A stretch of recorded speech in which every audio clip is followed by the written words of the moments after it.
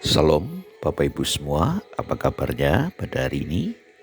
Kita bersyukur sama Tuhan dan mari kita akan belajar satu kebenaran firman Tuhan yang pagi hari ini saya ingin memberikan judul Berjalan Bersama Tanpa Mengenal. Nah, ini saya ambil dari satu kisah perjalanan Yesus menampakkan diri di jalan Emmaus dan kepada dua orang murid. Lukas pasal 24 ayat 13 sampai 35. Nanti Bapak Ibu baca dengan baik ya. Baik Bapak Ibu, ada tiga hal yang harus kita tahu. Yang pertama, orang yang mengenal Tuhan tidak ditentukan umur atau jabatan rohani, tapi bisa dilihat dari cara berpikir yang menghasilkan buah-buah perbuatannya. Yang kedua, banyak orang Kristen merasa dirinya sudah mengenal Tuhan dengan baik, dibuktikan rajin ibadah dan terlibat banyak pelayanan. Padahal itu tidak menjamin sepenuhnya seseorang memiliki pengenalan yang benar akan Tuhan. Yang ketiga, yang dimaksud mengenal bukanlah sekedar tahu, tapi lebih daripada itu, yaitu memiliki hati yang melekat pada Tuhan dan ada persekutuan yang karib dengannya terus menerus. Kalau hanya bila sekedar tahu, banyak orang pun juga tahu, tetapi mereka tidak tahu apa isi hati Tuhan seperti itu. Maka orang yang bergaul karib, orang itu akan tahu isi hati Tuhan. Nah, kalau tidak tahu isi hati Tuhan, saya sangat sangsikan apakah orang itu bergaul karib dengan Tuhan. Nah, ada satu ayat firman Tuhan dalam Hosea pasal 6 ayat 3. Dikatakan begini, marilah kita mengenal dan berusaha sungguh-sungguh mengenal Tuhan. Ia pasti muncul seperti fajar, ia akan datang kepada kita seperti hujan pada akhir musim yang mengairi bumi. Nah, Tuhan berkata, marilah kita mengenal sungguh-sungguh dan berusaha mengenal Tuhan. Ia pasti muncul seperti fajar. Nah, Bapak Ibu, ada tiga jenis orang mengenal Tuhan. Yang pertama, orang yang pura-pura mengenal Tuhan. Yang kedua, orang yang mengerti Tuhan tapi tidak mengenal Tuhan. Yang ketiga, orang yang benar-benar mengenal Tuhan dan berjalan bersama Tuhan. Nah, itu dia. Nah, mari kita belajar terus pada ayat-ayat yang akan saya bagikan kepada saudara. Ada banyak pertanyaan berkata begini, mengapa saya susah mengenal Tuhan? Itu pertanyaannya. Kenapa kita susah mengenal Tuhan? Nah, kalau kita kembali ke dalam kasus cerita dalam Lukas 24, yang pertama adalah kecewa yang mendalam. Coba mari kita lihat ayat 13, Lukas 24 ayat 13 sampai 17. Pada hari itu juga dua orang murid Yesus pergi ke sebuah kampung bernama Emmaus yang terletak kira-kira 7 mil jauhnya dari Yerusalem, dan mereka bercakap-cakap tentang sesuatu yang terjadi. Ketika mereka sedang bercakap-cakap dan bertukar pikiran, datanglah Yesus sendiri mendekati mereka lalu berjalan bersama-sama dengan mereka. Tapi ada sesuatu yang menghalangi mata mereka sehingga mereka tidak dapat mengenal dia. Yesus berkata kepada mereka, apakah yang kamu percakapkan sementara kamu berjalan? Maka berintilah mereka dengan muka muram. Mereka begitu kecewa sekali. Mereka tidak mengenal Yesus. Mereka berjalan tapi tidak mengenal Yesus. Justru kalau ketika ditanya mukanya muram.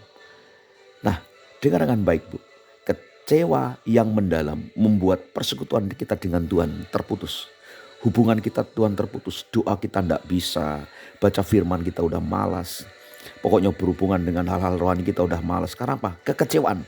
Kekecewaan yang mendalam harus diwaspadai. Itu alat setan untuk menghancurkan iman saudara.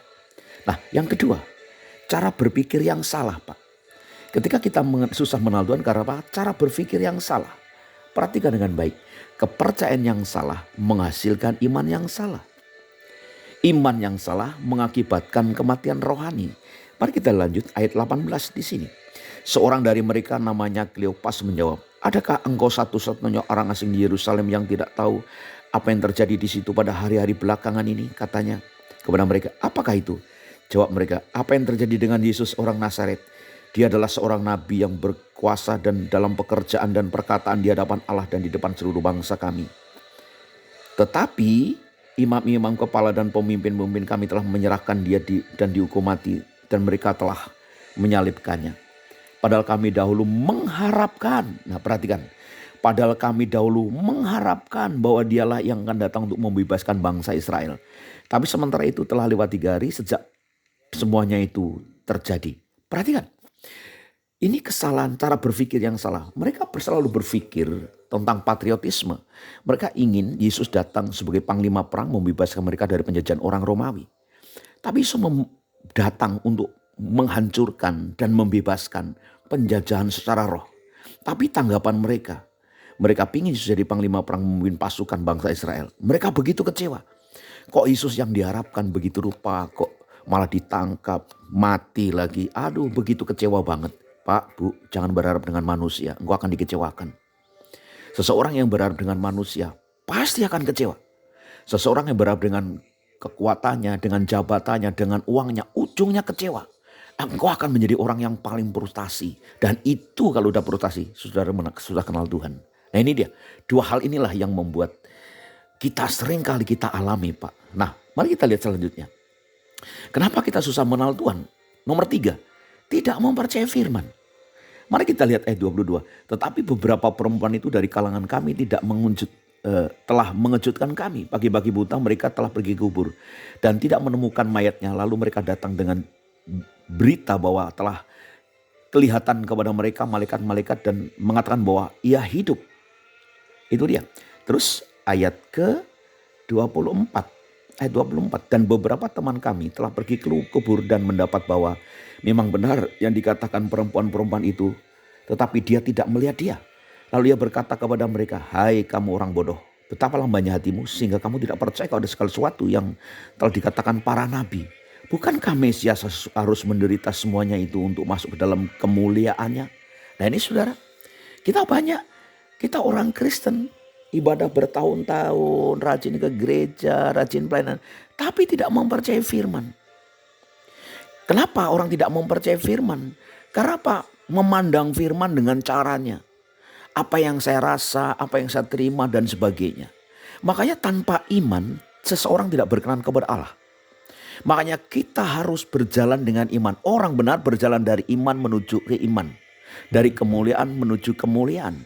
Nah para murid ini, Tuhan katakan, hai kamu orang bodoh, betapa lambannya hatimu. Kadangkala kita tidak mengerti, Pak. Kadangkala kalau Tuhan izinkan kita susah, kita tidak nyaman. Maunya kita kan nyaman terus, maunya kita kaya terus, maunya kita nggak ada penyakit, maunya kita semua beres-beres saja. Tapi kadangkala Tuhan izinkan kesulitan sebagai ujian bagi kita. Kadangkala Tuhan izinkan kesusahan untuk meremukkan daging kita. Kadangkala kalau sudah terima kesulitan, perkataan yang pertama kita katakan, Tuhan tidak bersama kami, Tuhan tidak peduli kami, Tuhan sudah tinggalkan kami. Padahal Alkitab berkata, aku menyertai kamu sampai kesudahan zaman. Kadangkala kita seperti 2 orang murid ini, Bapak Ibu. Nah, mari kita belajar yang keempat. Mereka merasa sudah rohani dan paham tentang Tuhan. Nah itu dia. Mereka sudah ditegur begitu rupa, tapi mereka menganggap sudah rohani dan sudah paham tentang Tuhan. Mari kita lihat ayat 27. Ayat 27. Lalu ia menjelaskan kepada mereka apakah yang tertulis tentang dia dalam seluruh kitab suci, mulai dari kitab-kitab Musa dan segala kitab nabi-nabi. Mereka mendekati kampung mereka yang 7, lalu berbuat seolah-olah hendak meneruskan perjalanannya. Tetapi mereka sangat mendesaknya, katanya, tinggallah bersama-sama dengan kami sebab hari telah menjelang malam dan matahari hampir terbenam. Lalu masuklah ia untuk tinggal bersama-sama dengan mereka. Perhatikan dengan baik. Waktu ia duduk makan dengan mereka, ia mengambil roti, mengucap berkat, lalu mecah-mecahkannya dan memberikannya kepada mereka. Nah para murid ini, Pak, Bu, kadang-kadang merasa rohani. Kadang-kala kita coba berkata, aku sudah kenal Tuhan, aku sudah lebih baik daripada kamu. Kadang-kala kita ini merasa sombong rohani. Kita sudah percaya, sudah 50 tahun saya sudah percaya Tuhan, saya sudah baik rohani, saya sudah baik, saya sudah baca Alkitab 75 kali, perjanjian lama, perjanjian baru. Itu tidak menjamin kita mengenal Tuhan, Pak. Tidak menjamin. Nah ini, itu tidak menjamin. Perhatikan, yang selanjutnya, Pak, kenapa kok orang susah mengenal Tuhan? Karena karakter kesombongan ini ada dalam diri kita. Kita merasa bisa, kita merasa mampu, kita merasa hebat dan sebagainya. Nah, ini yang Tuhan tidak mau. Nah, perhatikan bagian selanjutnya. Kerendahan hati akan membawa pengenalan dengan Tuhan. Nah, itu dia. Ayat 30 saya akan bacakan ya, ayat 30. Waktu duduk makan dengan mereka, ia mengambil roti, mengucap berkat, lalu memecah-mecahkan dan memberikannya kepada mereka. Ketika itu terbukalah mata mereka dan mereka maupun mengenal dia, tapi ia lenyap di tengah-tengah mereka.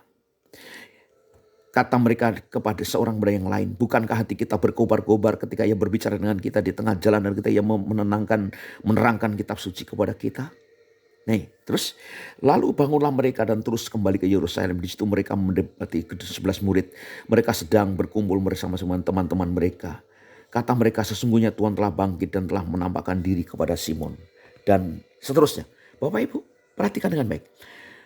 Orang yang mau rendah hati pasti akan mengenal Tuhan.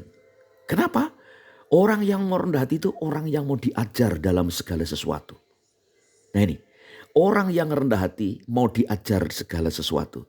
Ketika mereka mau menerima roti yang diberikan kepada Yesus, Tuhan kata mereka hatinya berkobar-kobar dan terbukalah mata mereka. Kerendahan hati membuat kita terbuka mata rohani kita. Kerendahan hati membuat tangan Tuhan bekerja dalam hidup kita. Kerendahan hati membuat Tuhan mencelikkan mata rohani kita. Tanpa kerendahan hati kita tidak akan pernah melihat Tuhan menyatakan kemuliaannya yang betul-betul membawa kita lebih dekat dengan Dia.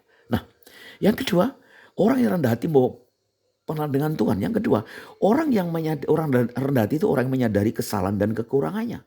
Mereka sadar kekurangannya, mereka tahu kekurangannya. Selama ini dia berjalan dengan Tuhan kok tidak kenal. Ketika mereka rendah hati, baru dia tahu sesungguhnya.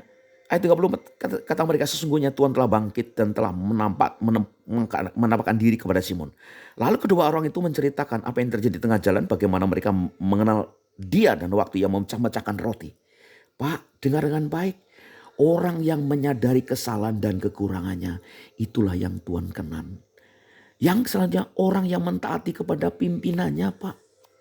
Sehebat apapun kita jadi jemaat, kalau kita tidak tunduk dan menghormati pimpinan kita, Pak, itu betul-betul salah di hadapan Tuhan. Artinya kita tidak mengenal Tuhan sebenarnya. Orang yang mengenal Tuhan, dia akan menghargai pemimpinnya. Dia akan mendoakan pemimpinnya. Dia akan memberkati pemimpinnya dengan perkataan-perkataan yang mendorong, motivasi dan membangun.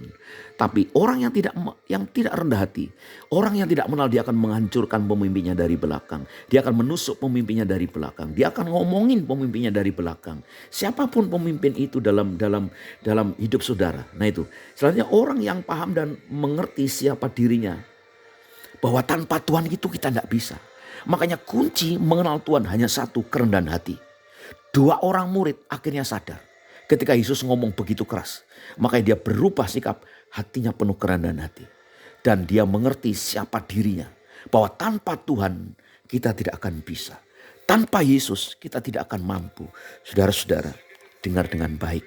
Tanpa Tuhan kita tidak bisa. Ada satu ayat firman Tuhan, Yeremia 29 ayat 12 dan 13. Yeremia pasal 29 ayat 12 dan 13 saya akan bacakan.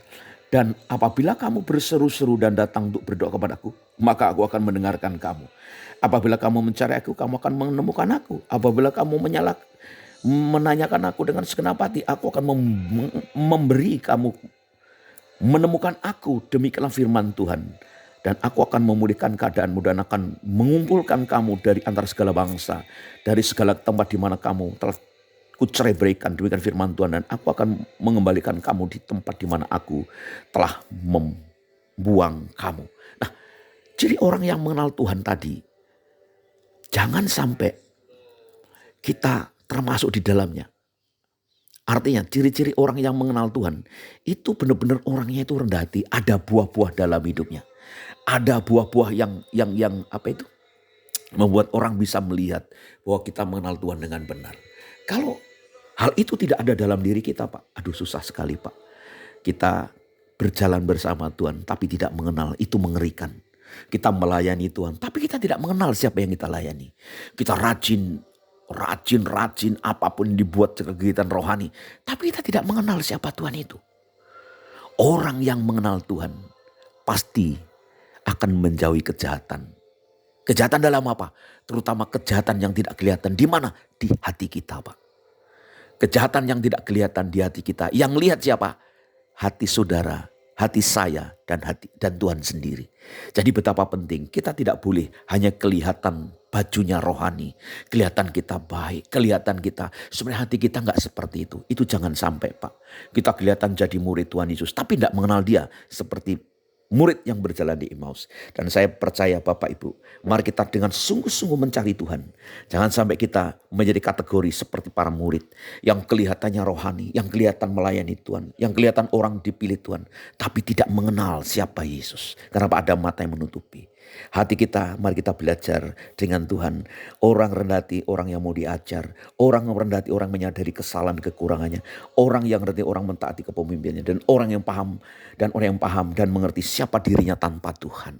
Bapak Ibu, demikianlah renungan pagi ini. Biarlah Bapak Ibu diberkati oleh Tuhan dan kasih Tuhan menyertai. Doa saya, darah Yesus melindungi, darah Yesus memberkati, darah Yesus memulihkan, darah Yesus membentengi kemanapun keluar masukmu dalam rumahmu, dan anak-anakmu engkau diberkati oleh Tuhan. Kiranya Tuhan Yesus memberkati. Silakan dan berjalan bersama Tuhan. Kenalah Tuhan dengan segenap hati, carilah Dia dengan segenap hati, maka Dia akan terbit seperti fajar. Tuhan Yesus memberkati. God bless you.